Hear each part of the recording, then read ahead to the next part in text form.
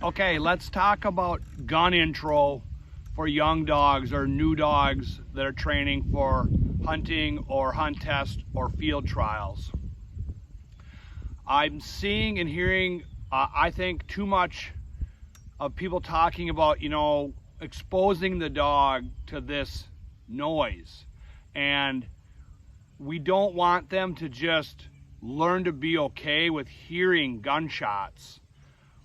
We really want to make an association with a desired object to be retrieved. So ideally that would be birds, but it might be bumpers or dock and ducks, or you're doing the best you can if you're training your own dog, but ideally it would be with birds. And you have someone at a distance from you throwing these retrieves, these marked retrieves that the dog sees, and the dog's excited about it. That's step one. We have to have the desire and the want to and the excitement in the dog to want to do these retrieves, okay? And someone who's throwing, or if you have to throw yourself, like you have to leave your dog back here and walk out and throw. You might have it staked out, tied to a leash if needed, but you're getting out at a distance and you're teaching this dog longer marked retrieves. Not the dog sitting and you throwing while the dog's sitting next to you, not doing that. You'll see in the videos ahead here. So someone's out there throwing, and you're able to get out a ways, like let's say 50 yards or more, and your dog is very excited about these retrieves, okay? This person is throwing. That is the time where now you can slip in a gunshot at the peak of the arc of the bird. So it throws in the air and boom. The first time that dog hears a gunshot, it gets a retrieve of the bird or the bumper or whatever. And so it's not just getting used to the sound of it. Now, you can start bringing that in closer as you see the excitement be there, and then eventually you can shoot next to the dog with your blank gun or whatever. Be careful of your dog's not hurting your dog's hearing, just like your own.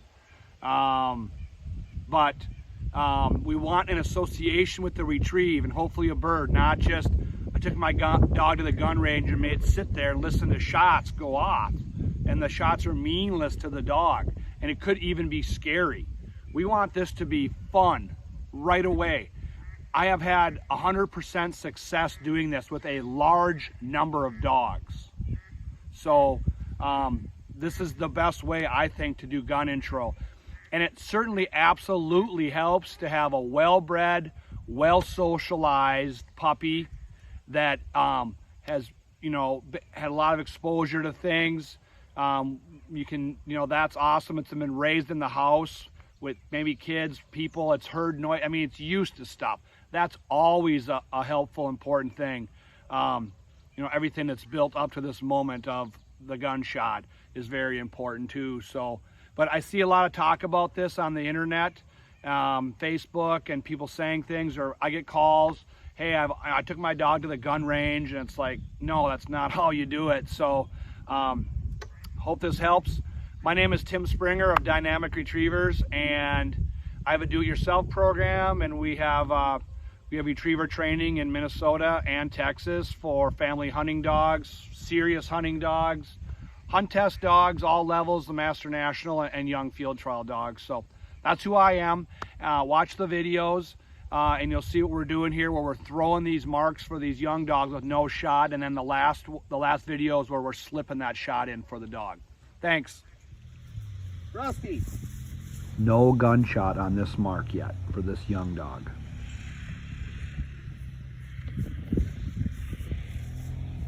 Attaboy.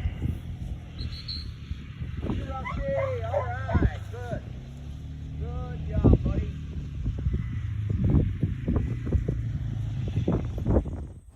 No shot for the first mark with this young dog. Winnie. As a side note, we're working on some steadiness with these young dogs, so we are throwing an extra bird once we release the dog, so it can have a good mark. Good. Here, Winnie. Hey, Winnie, over here. So there will be a shot on the next and second mark for this young dog.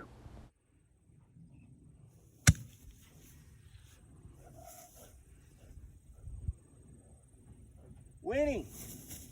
So there she had her first shot on a mark, and she just loved it right off the bat.